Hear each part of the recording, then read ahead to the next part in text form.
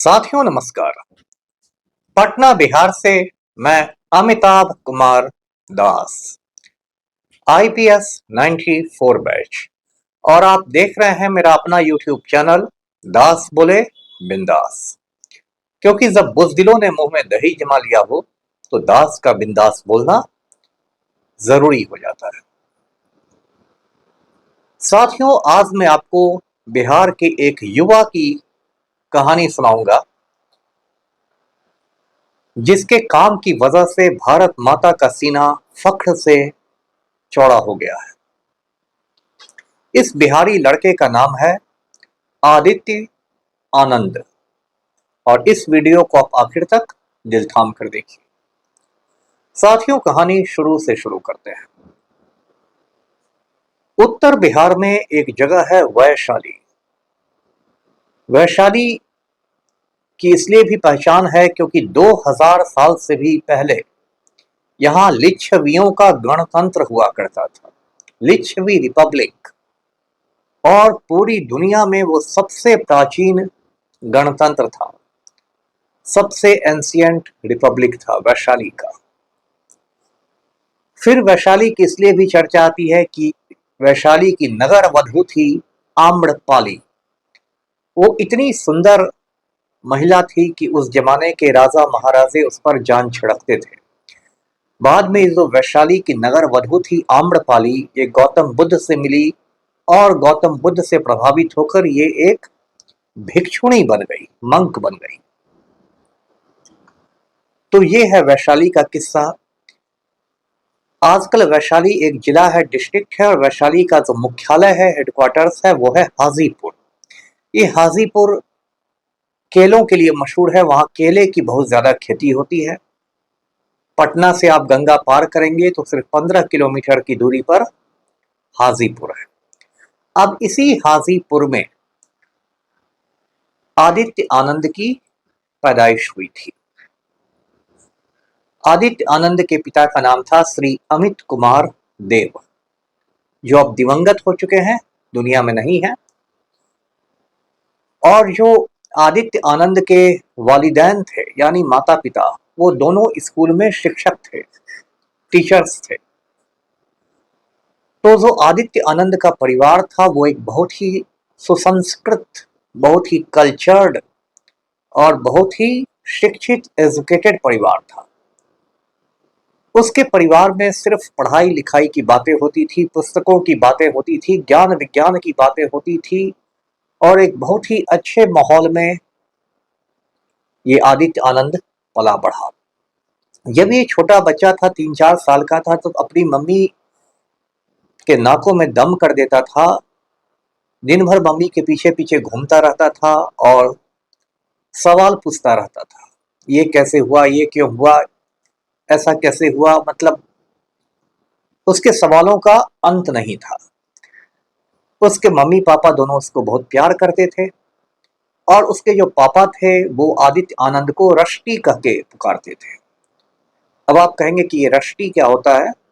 तो हिंदुस्तान के एक बहुत बड़े इंग्लिश लेखक हैं रस्किन बॉन्ड, जो मसूरी में रहते हैं, मसूरी के हिल स्टेशन में रहते हैं। मैंने रस्किन बॉन्ड की बहुत सारी किताबें पढ़ी हैं। आपको भी यदि अपनी इंग्लिश इम्प्रूव करनी हो, अपनी अंग्रेजी सुधारनी हो, तो आपको रस्किन बॉन्ड की किताबें जरूर पढ़नी चाहिए। रस्किन बॉन्ड ने एक छोटे से लड़के रष्टी को लेकर बहुत सारी कहानियां लिखी हैं, बहुत सारे उपन्यास लिखे हैं। तो आदित्य आनंद के पापा रष्टी के फैन थे, इसलिए वो आदित्य आनंद को बचपन में रष्टी कह के बुलाते थे। अब आदित्य आनंद की जो प्रारंभिक शिक्षा थी, इब्तदाई तालीम जिसे कहते हैं, प्राइमरी एजुकेशन, वो हाजीपुर में ही हुई। और आगे चल के उसने एनआईटी जमशेदपुर से पढ़ाई लिखाई की। जमशेदपुर आप जानते हैं झारखंड में है, और वो इंजीनियर बन गया, बीटेक किया उसने। और उसके बाद गुड़गांव में, गुड़गांव आप जानते हैं हरियाणा में, एनसीआर में है, गुड़गांव में उसने एक अच्छी खासी कॉरपोरेट की नौकरी कर ली। लेकिन ये जो आदित्य आनंद है, इसका दिल बहुत, आप कह सकते हैं, कोमल है। और जब ये छोटा बच्चा भी था तो आसपास के गरीब बच्चों को इकट्ठा करके पढ़ाया करता था। और जब इसको अच्छी खासी नौकरी भी, कॉरपोरेट जॉब भी मिल गई गुड़गांव में, तब भी ये मजदूरों के लिए लड़ता रहा, मजदूरों के बीच काम करता रहा। अब 5-6 रोज पहले आदित्य आनंद को पुलिस ने गिरफ्तार कर लिया। और जुर्म क्या है आदित्य आनंद का? तो पुलिस के मुताबिक, यूपी पुलिस के मुताबिक जुर्म है कि उसने नोएडा के मजदूरों को, नोएडा के कामगारों को भड़का दिया। आप जानते हैं कि कुछ दिनों पहले, 5-6 रोज पहले, नोएडा में मजदूरों का बहुत बड़ा आंदोलन हुआ था। 40,000 मजदूर सड़कों पर आ गए थे। आप जानते हैं नोएडा जो है वो उत्तर प्रदेश में है। डिस्ट्रिक्ट का नाम है गौतम बुद्ध नगर। नोएडा का मतलब होता है new Okhla industrial development authority, संक्षेप में उसको नोएडा कहते हैं। और नोएडा दिल्ली से बिल्कुल सटा हुआ है, राष्ट्रीय राजधानी क्षेत्र में आता है, एनसीआर में आता है, नेशनल कैपिटल रीजन में आता है। तो नोएडा में 40,000 मजदूर अपने हकों के लिए, अपने हकूक के लिए सड़कों पर निकल गए। इन मजदूरों की मांगे बिल्कुल जायज थी। इन मजदूरों से 12-12 घंटे काम करवाया जाता है। इनको मुश्किल से महीने में 10,000 रुपए मिलते हैं। 4,000 इनके मकान भाड़ा पर चला जाता है। 3-4 हज़ार गैस सिलेंडर में चला जाता है। ये बच्चों को पढ़ाई कैसे, अपने गांव में बूढ़े माँ बाप को पैसे कैसे भेजें, बिल्कुल इनकी हालत खराब है। इनसे ओवर टाइम करवाया जाता है, उसका इन्हें पेमेंट नहीं होता है। इनके साथ गाली गलौज की जाती है, मारपीट की जाती है। ये असंगठित क्षेत्र के मजदूर हैं, अतः इनकी नौकरी बिल्कुल सुरक्षित नहीं है। जब चाहेगा ठेकेदार हटा देगा और इन पर नाना प्रकार के जुल्म होते हैं। इन पर हाल में मैंने 5-6 रोज पहले एक वीडियो बनाया भी था। अब जब 40,000 मजदूर सड़कों पर आ गए, तो इस देश में जो पूंजीवादी सरकार चल रही है, जो नरेंद्र मोदी और उसका गिरोह है, जो पूंजीवादी सरकार चला रहा है, उसकी मतलब चूलें ढीली हो गई, वो बिल्कुल सख्ते में आ गया। और 10 महीने बाद उत्तर प्रदेश में विधानसभा चुनाव है। तो यूपी का जो नालायक मुख्यमंत्री है योगी आदित्यनाथ, जिसको मैं ढोंगी आदित्यनाथ कहता हूँ, ढोंगी आदित्यनाथ को अभी पूंजीपतियों से चंदा चाहिए, फंडिंग चाहिए, क्योंकि अर्थ के बिना सब अनर्थ होता है। पैसा नहीं रहेगा तो आप चुनाव कैसे लड़िएगा? तो पूंजीपतियों ने ढोंगी आदित्यनाथ को सुपारी दी कि इस आंदोलन को कुचल दिया जाए। तो कुछ लोगों को ढोंगी आदित्यनाथ ने बलि का बकरा बनाना शुरू किया। अब ये जो है आदित्य आनंद, इस पर इल्जाम लगाया गया है कि इसने मजदूरों को भड़का दिया और मजदूरों ने हिंसा की। जबकि आदित्य आनंद के बहुत सारे वीडियो मौजूद हैं, हमारे फोन में भी हैं, जिसमें उसने बार बार मजदूरों से अपील की है, स्पष्ट अपील की है कि वो हिंसा के रास्ते पर नहीं चले, वायलेंस नहीं करें। और तो और आदित्य आनंद ने मजदूरों को कसम भी दिलवाई कि वो हिंसा नहीं करेंगे, वायलेंस से दूर रहेंगे। तो जिस आदित्य आनंद ने कभी हिंसा की बात की ही नहीं, उसको आप भड़काने के इल्जाम में गिरफ्तार करते हैं, तो इसके लिए तो यूपी पुलिस को चुल्लू भर पानी में शर्म के मारे डूब मरना चाहिए। गिरफ्तारी सिर्फ आदित्य आनंद की ही नहीं हुई, एक सत्यम वर्मा है, बहुत बड़े बुद्धिजीवी हैं। सत्यम वर्मा के पिताजी थे लाल बहादुर वर्मा, वो अपने जमाने के बहुत बड़े इतिहासकार थे, हिस्टोरियन थे। और जो सत्यम वर्मा है, उन्होंने भगत सिंह के जितने दस्तावेज हैं, जितना लेखन है भगत सिंह का, सबको संपादित किया है, एडिट किया है, और एक बहुत बड़ा काम किया है। सत्यम वर्मा को भी गिरफ्तार कर लिया गया है। अब आदित्य आनंद, सत्यम वर्मा, ये सब यूपी के जेल में है।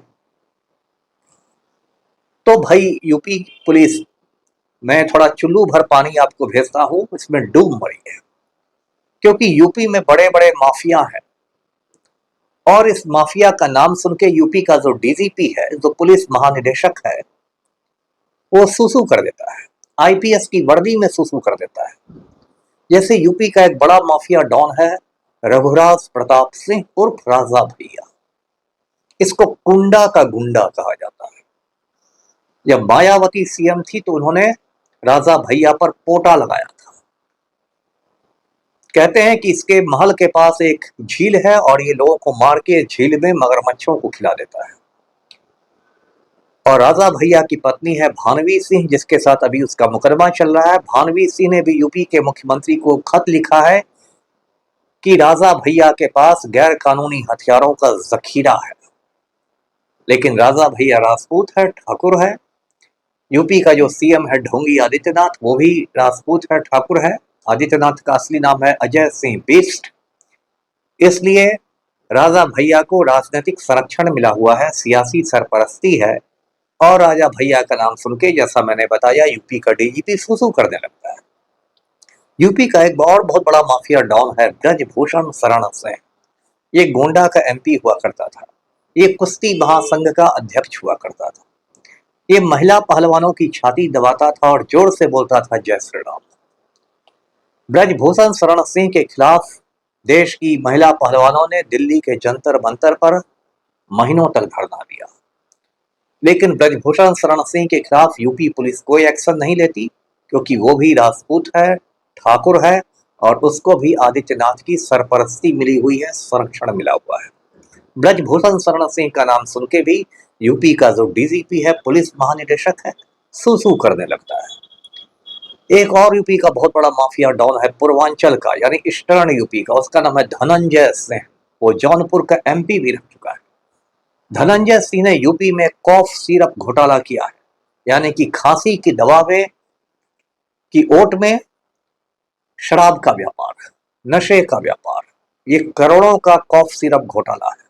उसका सूत्रधार है, किंग पिन है धनंजय सिंह। लेकिन धनंजय सिंह भी ठाकुर है, राजपूत है। उसको आदित्यनाथ की सरपरस्ती मिली हुई है, और धनंजय सिंह का नाम भी सुन के यूपी का डीजीपी सू करने लगता है। तो ये देखिए यूपी पुलिस का हालचाल। मेरा एक बैचमेट यूपी में था, आईपीएस, नाम है उसका असीम अरुण। हम लोगों ने हैदराबाद में साथ साथ ट्रेनिंग की थी। बाद में असीम अरुण ने आईपीएस की नौकरी छोड़ दी। वो अनुसूचित जाति से आता है, दलित है, कन्नौज का विधायक बन गया, एमएलए बन गया, और अभी वो ढोंगी आदित्यनाथ की सरकार में मिनिस्टर बना हुआ है।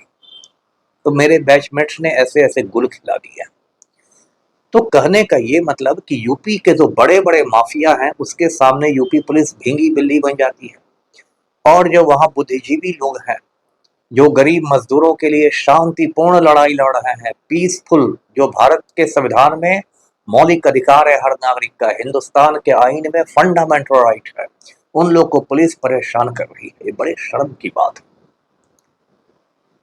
साथियों, कल मैंने आदित्य आनंद की माताजी से बातचीत की और मैंने कहा कि मेरा जो संगठन है बिहार विप्लवी परिषद, वो पूरी तरह आदित्य आनंद के साथ मजबूती से खड़ा है।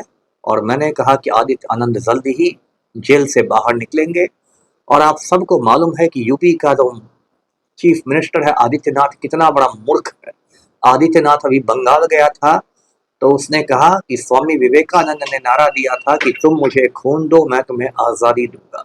ये बात एक स्कूल का बच्चा भी जानता है कि ये नारा स्वामी विवेकानंद ने नहीं, नेताजी सुभाष चंद्र बोस ने दिया था। तो ऐसा मूर्खाधिराज है यूपी का मुख्यमंत्री आदित्यनाथ, और वो आदित्य आनंद और सत्यम वर्मा जैसे बुद्धिजीवियों को जेल भेजवा रहा है।